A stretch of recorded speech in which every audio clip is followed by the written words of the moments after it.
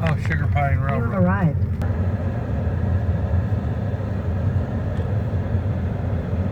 Hey, what number? What number? What number? What? 10. Okay. What number are you? You're 10.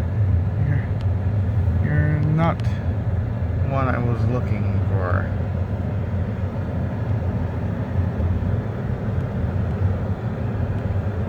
You have to get the tickets, I Well, know. I have tickets on here.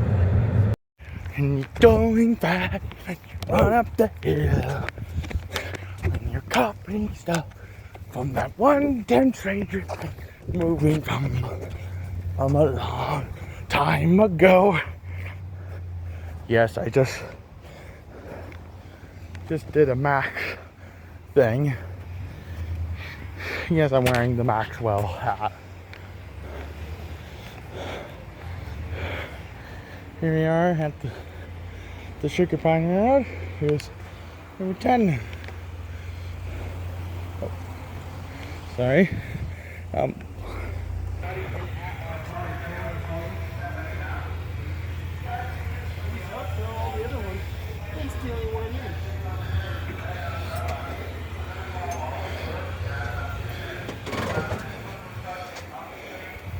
Has some of the west side and other stuff on the Pickering days. We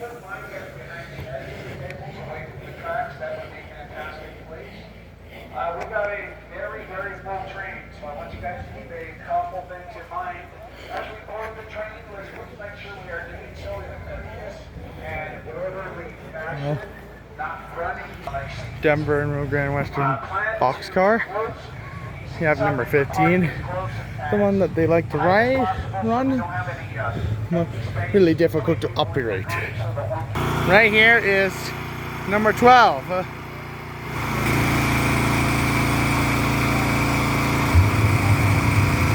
The last time I saw it, it was at the Railroad Museum. Now it's right here. Looks like they're getting the thing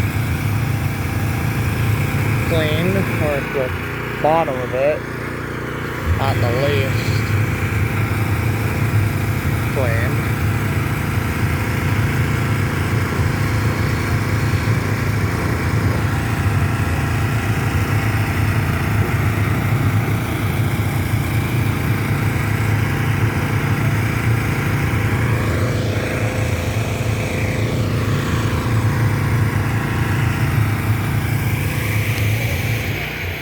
Here's their original locomotive, number 15, and where 12 shed is, and this is where 12 is going to live once its restoration gets finished. It looks similar to number 14 that is at the Railroad Museum. They would pair nicely together if they returned as a pair. Maybe one day. And I need to see wristbands as everybody comes on. All right, very good. Come on down anywhere in the downstairs area. This is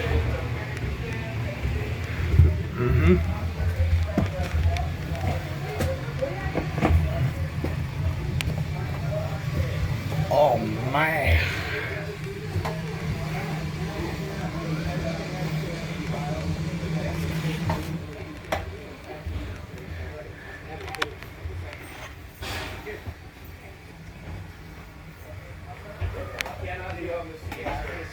Man, this is a unique perspective from up here. okay, and these windows do open up, so you can slide them open if you want to get some air. Yep. The one behind you opens as well. And no arms or hands out the window, no Okay. camera out the window, because there's trees right against the side of the car. All right? Okay. And we don't want them to hurt you at all. Okay. Good thing there's spider web. I also have 3 more guests who will be joining us, so these seats will be used here. In the meantime, I did see that we have breaks for everybody, and I know that one of these here, I'm just going to call out the drink names because I do not know who ordered what. So I have some waters here. You ordered water? Water? Another water? Water? Okay, we got an orange soda. Orange cream soda. That's a twist off. Root beer. Okay, there you go. Water. Okay.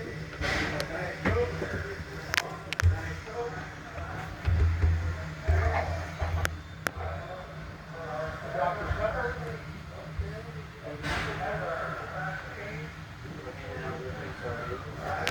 So this is what it looks like. It's the same thing from here.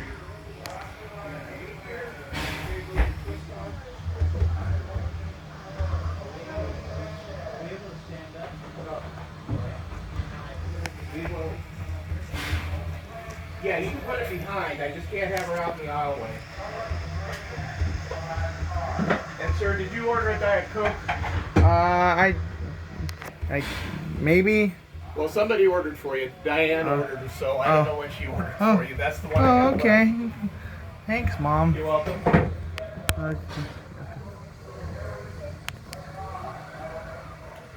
All right, welcome aboard, folks. My name is Neil. I'm going to be your conductor today, talking a lot about the logging industry, the trains, how they use them, and we're going to go down to where the old mill site is at, which is about 2.5 miles below us. We're not going to get quite to the mill site, but we'll be about an 1/8 mile, 1/4 mile away from it.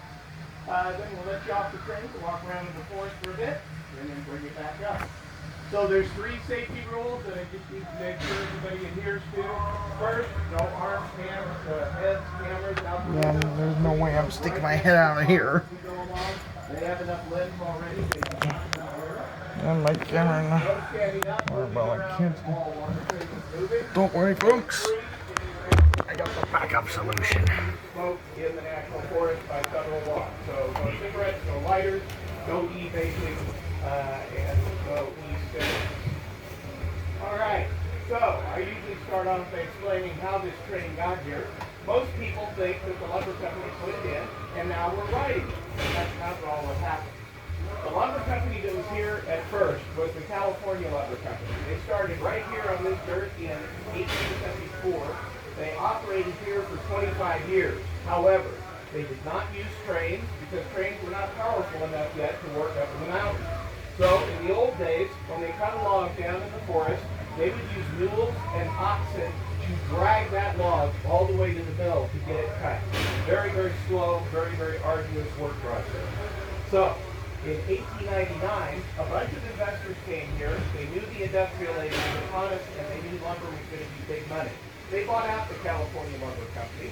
They renamed the lumber company to the Madera Sugar Pine Lumber Company, and that's the lumber company I'm going to be talking about today. It's the Madera Sugar Pine Lumber Company, and they modernized the entire operation and became the largest lumber company in California. So, in 1931, the lumber company went out of business, and when they went out of business, they sold every bit of metal in the operation consideration as scrap metal. That included the rails in the ground, the engine, the cars with all their metal wheels. So by the end of 1931, there was no train here. There was also no building. They hadn't been built yet. The highway you drove in on hadn't been built yet, so it wasn't here. And what else was missing? They harvested 30,000 acres of these things over 32 years. Trees. And they used what they called clear cutting as their harvesting methodology. Clear cutting means you take anything and everything that is worth more than 1 penny down to the mill, which absolutely devastates the landscape of the earth. So 30,000 acres of nothing but stuff, dirt, and debris. It looked like a battlefield, like a bomb had gone off. And 30,000 acres, if you can look as far as you can to the left and to the right as we leave the station, and the same looking on the uphill side, that's about 20,000 of the 30,000 acres that they actually cut. The other 10,000 acres on a mountain called Chowchilla Mountain, about 20 miles from here. And we'll talk more about Chowchilla Mountain on our ride back up this afternoon. So, how are we riding the train today? The train was gone. Well, a gentleman by the name of Rudy Stauffer came here in 1954. He built the narrow gauge inn directly behind our engine house. And he and his wife were from Germany, Nietzsche and Rudy. And when they built the narrow gauge inn, called that today, they made it look like a Swiss chalet up in the Alps because they were from Europe. They originated European architecture here. So even to this day, that looks like a Swiss chalet if you were to stay at the narrow gauge inn.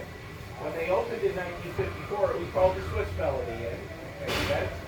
In later years, they renamed it to the narrow gauge inn because of marketing purposes close to the railroad. So there you go. Now, Rudy was a historian. He loved history, and he absolutely fell in love with the logging history and how the logs and the trees made the industrial age happen, not only in America, but in the rest of the world. But he was also very disappointed because nobody was telling that story. And so he says to Luce, I want to start a tourism business to start explaining to people what the logging and lumbering industry on the west coast of America did to help industrialize the world as we know it today. She goes, okay, that's great, Rudy, what are you going to do? He says, I want to put the train back in. Well, she kind of smiled and she said, Rudy, you've got customers in your hotel, you've got the dirt where the original rail line ran down to the mill, but you don't have any money, so you don't have a train. And I said, I'm going to take care of that. So, where am I going to go with this? Well, let's talk about some natural disasters. Let's look on our uphill side. You'll see some trees across the road there. They look pretty burned. They were. That was a forest fire that started 50 miles above us on August 29th of 2017. And it was a 12,000 acre fire that developed. So we almost lost the train. Fortunately, the Forest Service was able to push the fire to the north. They saved the narrow gauge inn, they saved the railroad. They then pushed the fire to the south across, to the east, across the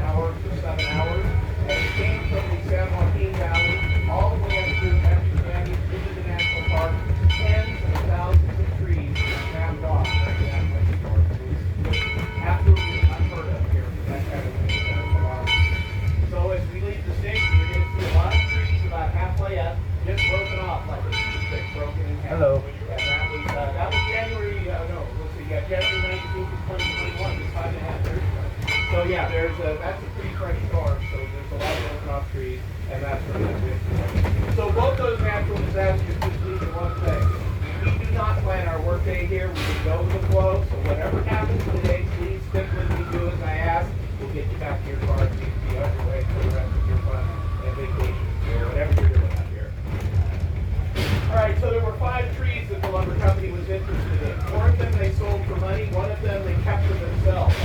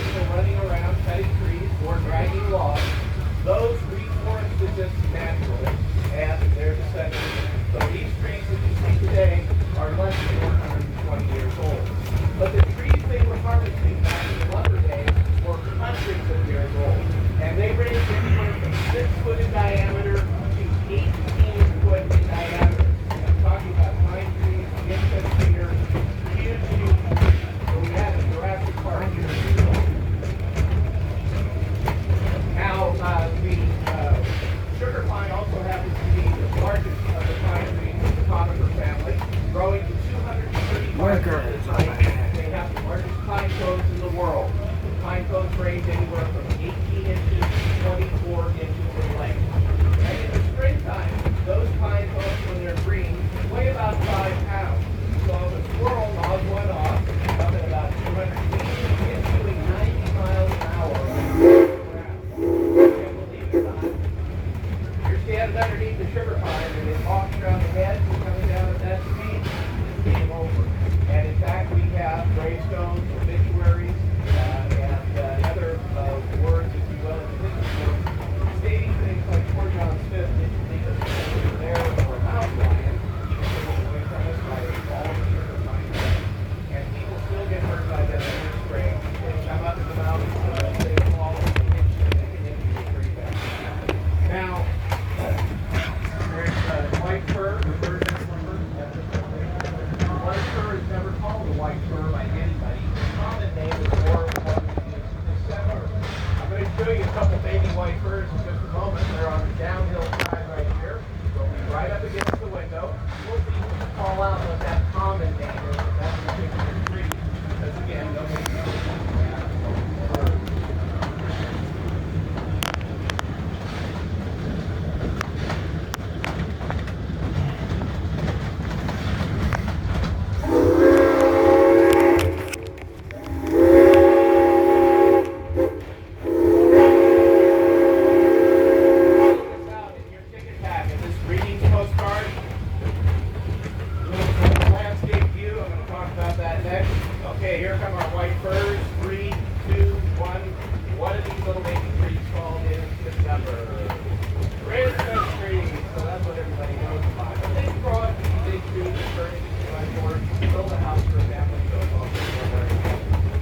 This postcard, this picture was taken in 1911, and on it you will see a Madera Sugar Pine Lumber Company train fully loaded with log cars.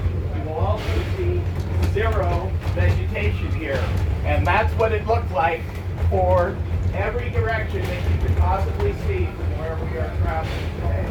20,000 acres, the other 10,000 is So I take this, do I get this? Yeah, thank you, appreciate it.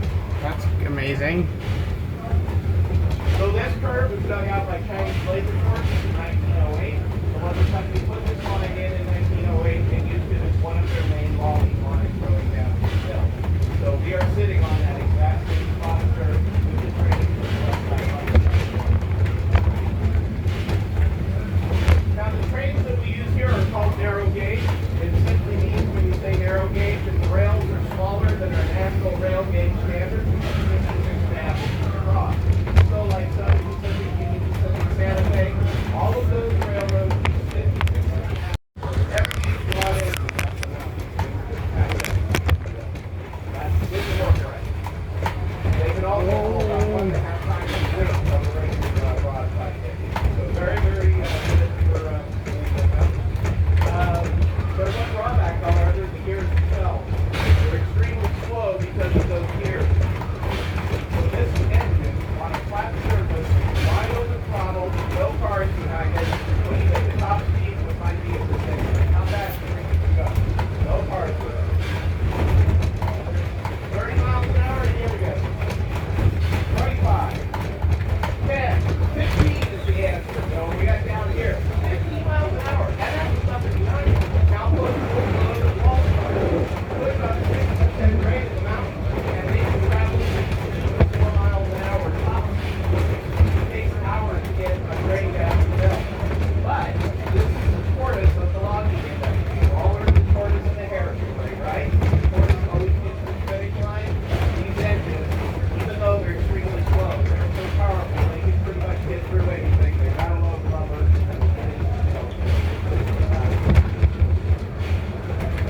I'll tell you more about the engine when we come back up on the uphill side.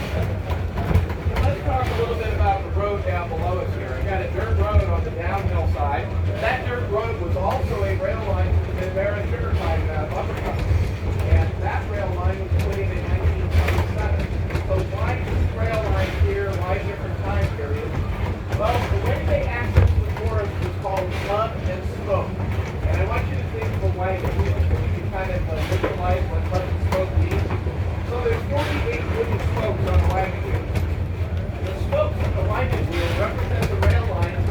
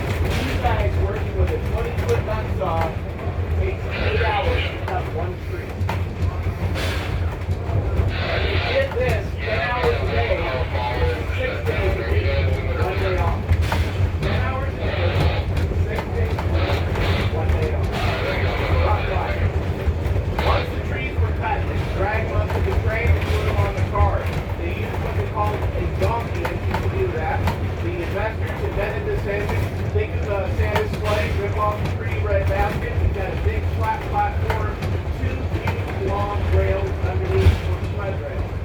They would use oxen to drag these platforms around the course. That was the only place they still used animals. They had a vertical steam engine at one end of the platform, a series of pistons and gears in the middle, and at the other end, 2 huge spools of steel cable.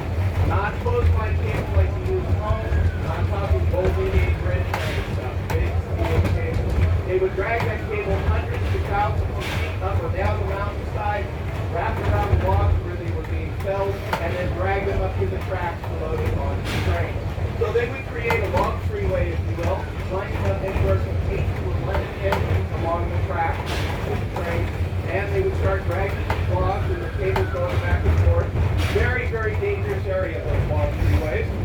Basically, when they turn the engines off, the cables hit the pine needles, and if you were walking across that area and half the engines on, they didn't know who was that far down below the mountain. They had no idea they couldn't hear you.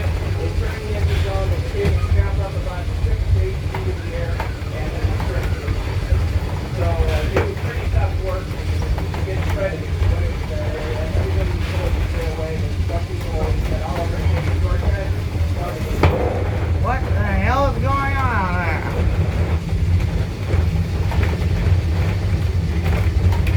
All right, so moving along, we're now up here. We close along the train,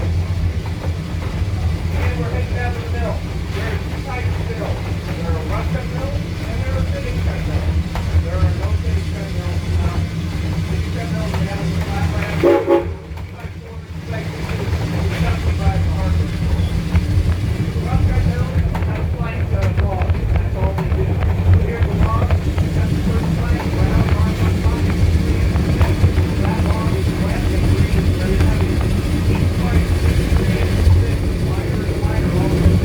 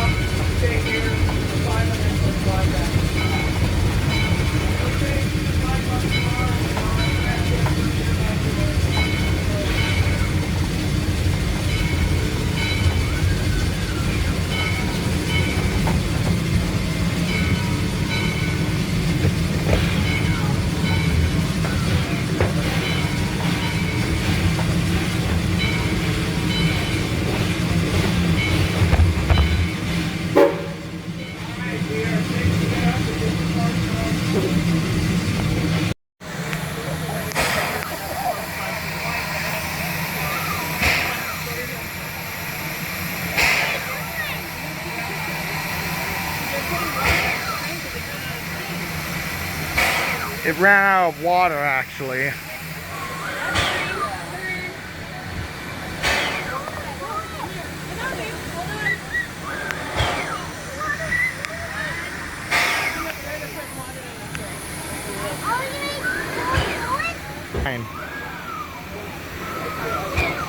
And that's how the story goes.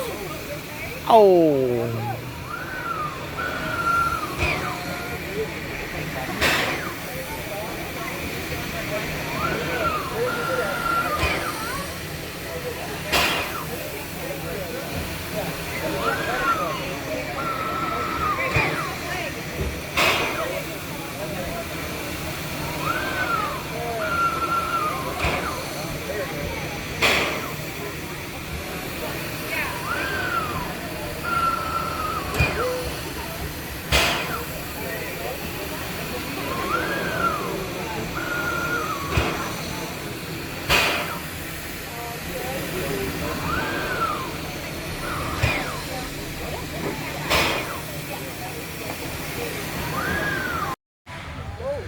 So if you're standing right here, you couldn't tell, if you just stand like right here, you couldn't tell if this was that railroad or West Side locomotive. If you wait, you could go in the cab. That's interesting. What? You could go in.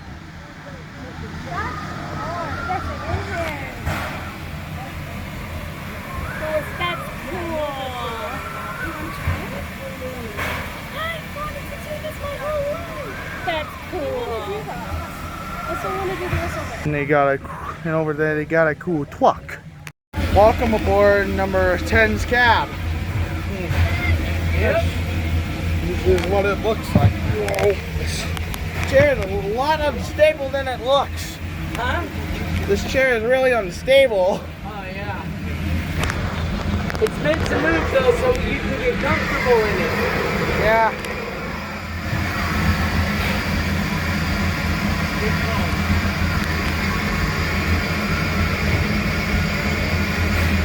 Okay.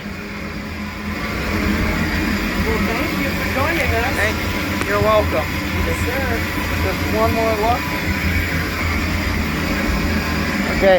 Have a good day. See you. Thank you, buddy.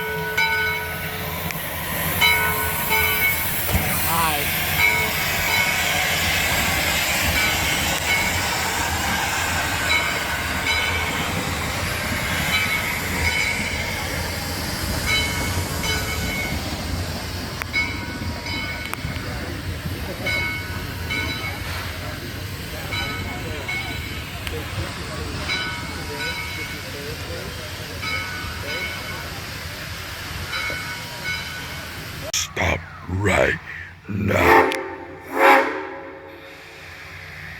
Thank you for telling me to shush 10.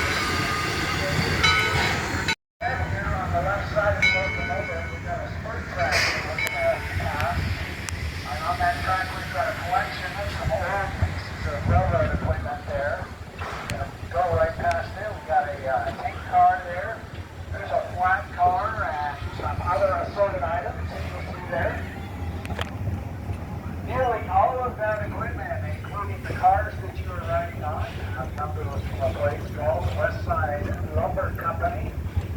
They were located in the town of Tuolumne, about 100 miles to the north of us. They were the last logging railroad operating in the West. They ran a steam-powered operation that went into the early 1960s. When they shut down, we purchased all of this equipment from them, brought it up here, and then began to rebuild this railroad. So what we have here for you today is a recreation of one of the original railroad grades that was used by the Madera Sugar Line from 1908 to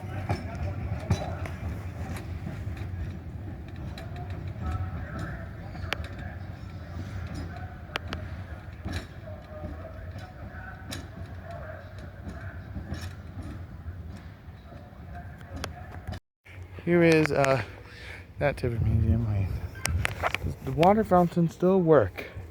It does. Here's some machinery. Need some new grease. A donkey.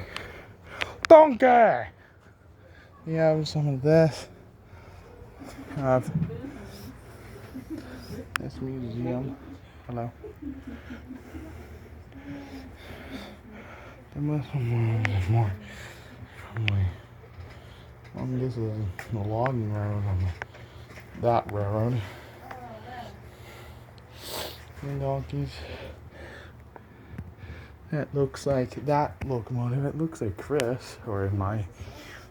And then we have some gold objects, calculators, nice. Thomas Edison. Mountain, piece of wood, railroad spike, the world's largest railroad spike in the planet. Some models. I didn't know they made shades this small.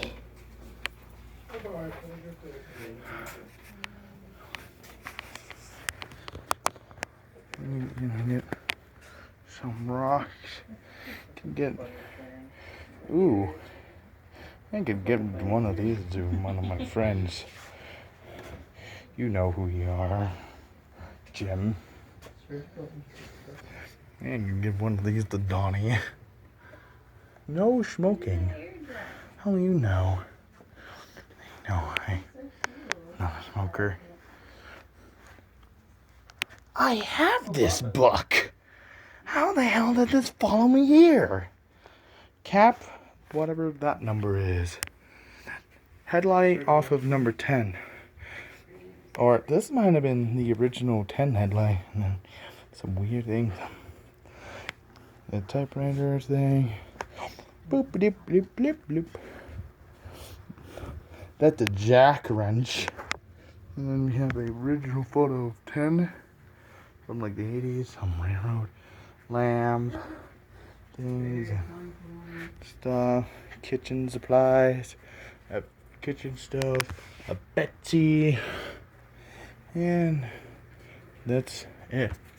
Sleigh hammer.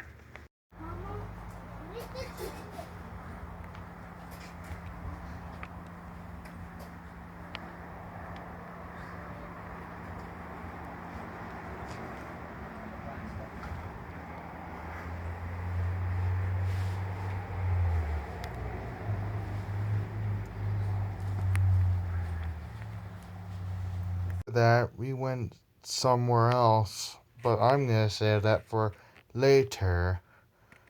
But anyway, the end.